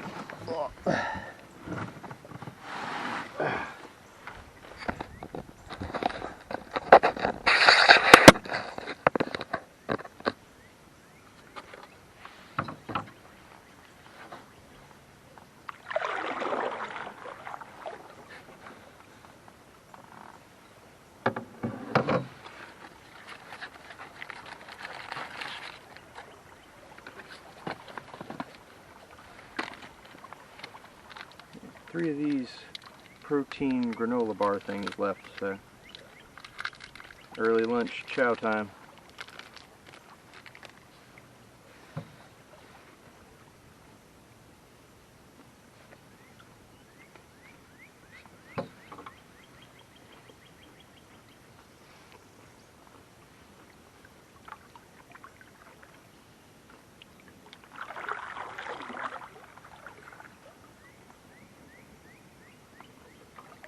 There's a loon.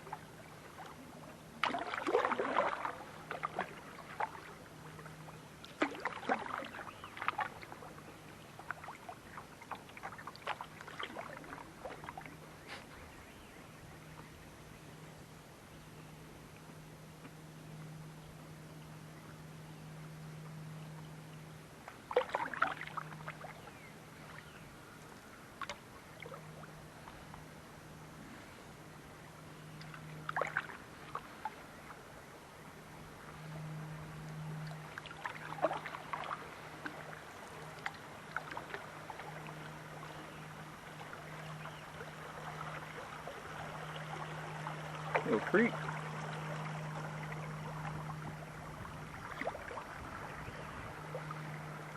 And it looks like the water back flows into it. Definitely a little eddy back there.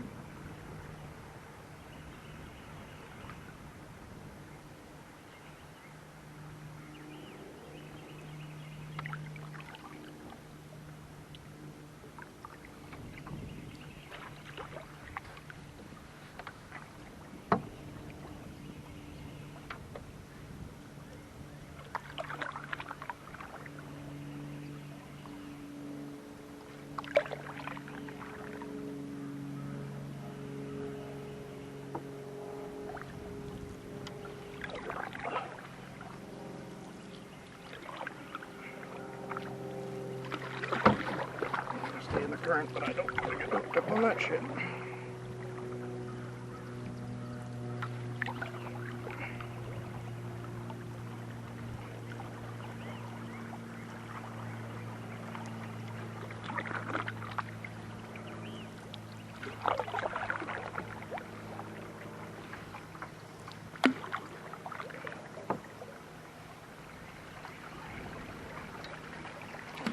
know any better, you'd almost think I knew what I was doing.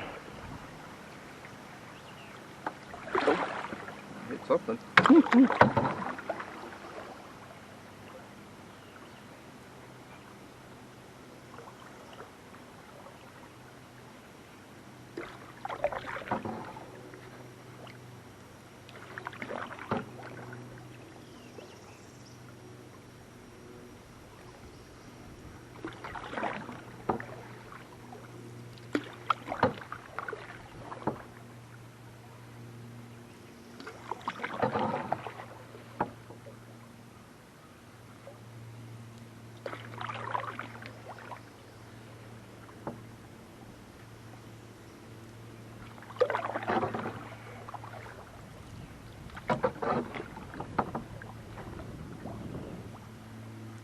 Tree sticking out of the water.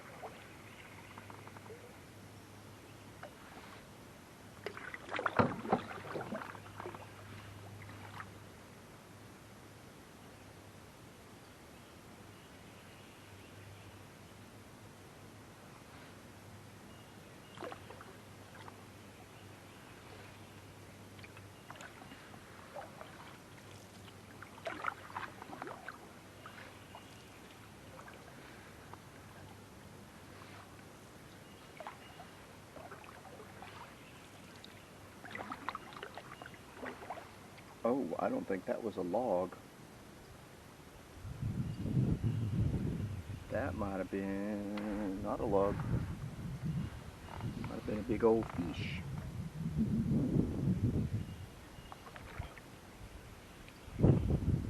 That's a bit disconcerting because I was just thinking to myself, you know, I haven't seen a single human in all day.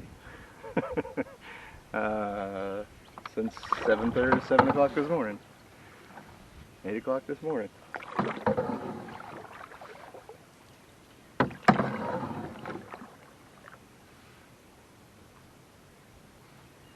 That was probably the agar.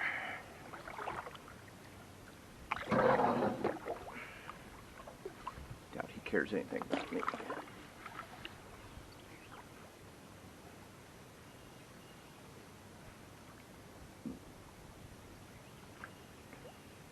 There's definitely some banks around here that would be okay in a pinch. If I had to, I'd climb the bank over here and hunker down if I needed to. Or just say screw it and stay in the boat. Do that too.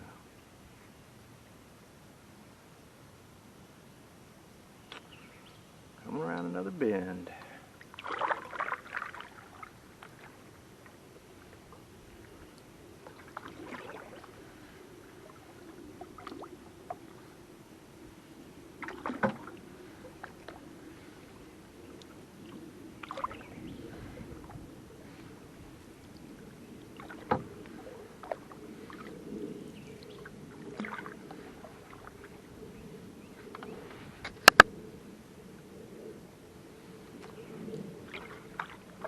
Always an eddy that follows a curve in the river, and usually that's where the sediment deposits, and there's usually a low bank, and there is that here too. That's usually where the fish kind of hang out too. It's kind of in the slower moving water. Probably see one pop the surface.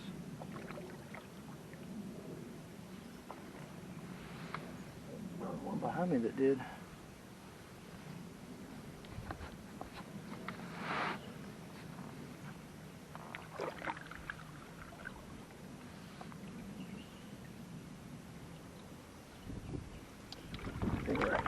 gonna stay the course. Probably try and get back in the current a little bit. As I round this corner, it starts getting a bit twisty through here, which is fine.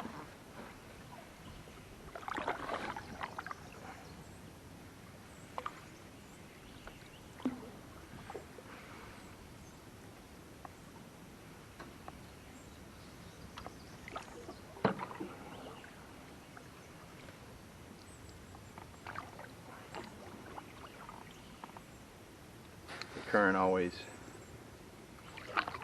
Oh, here's some of my little butterfly friends. I had a whole school of butterflies, or moths, or whatever they were, swarming around me yesterday. Had a couple of pictures where they were drinking water through my shirt. It was a blue colored shirt, and I'm wondering if blue to the butterflies is food.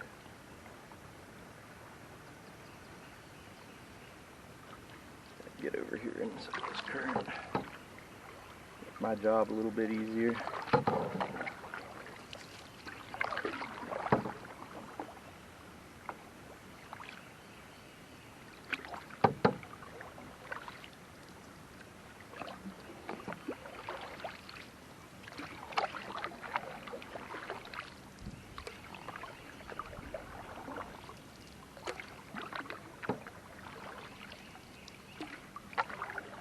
By the time I get in this current, I'm going to need to be back on the other side of the river.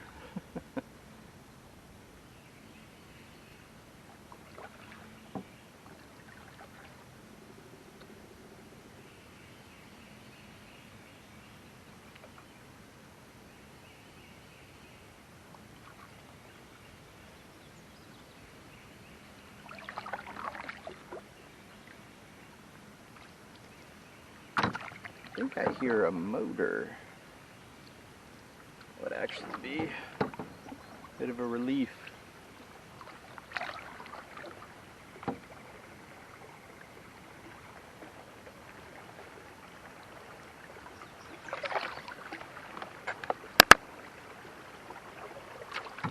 Back in this current a little bit. Get a little boost.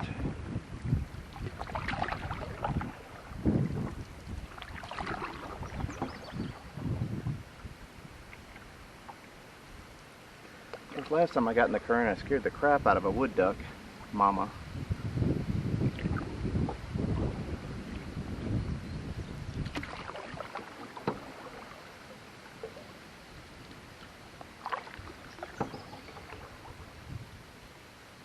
The current always seems to want to pull me into these trees too, which is kind of a pain in the neck.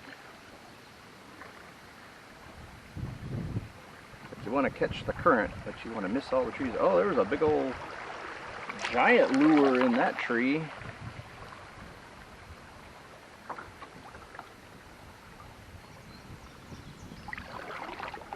Somebody was fishing for something big with that bad boy. That thing was 6-7 inches long.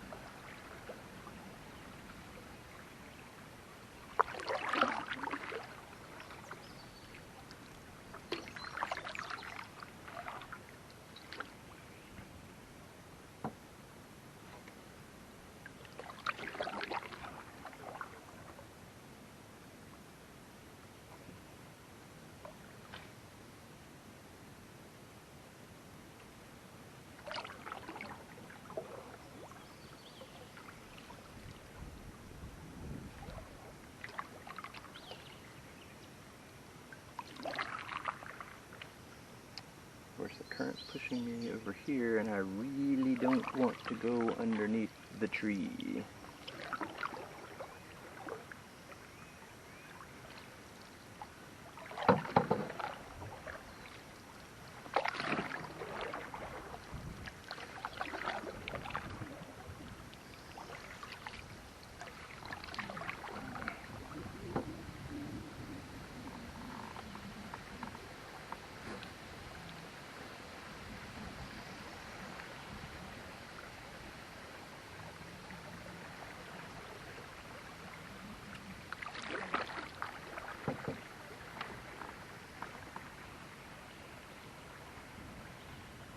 wonder if the river's going to stay this narrow and this speed, or if it's going to open back up again.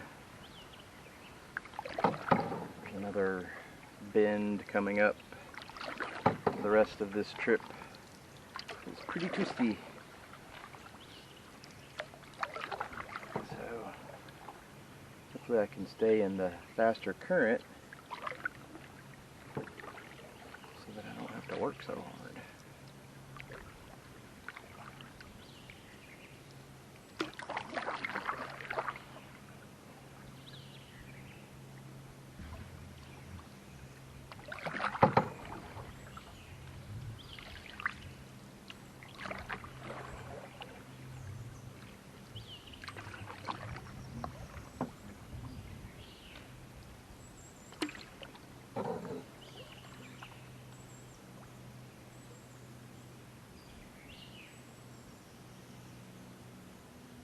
Nope, it opened right up.